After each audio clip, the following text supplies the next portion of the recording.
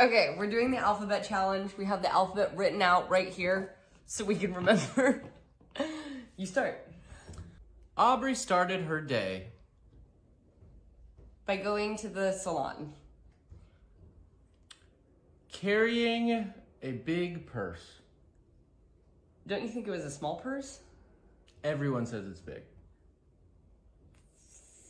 For me, though, I feel like I usually carry a small purse. Gosh, you are so wrong.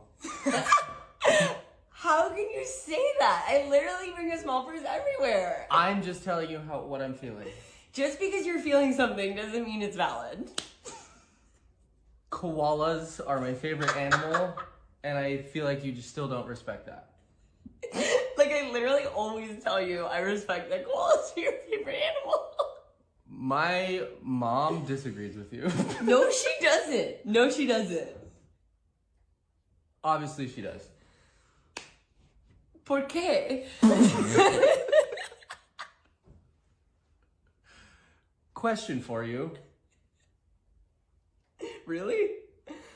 Surely. Then say the question.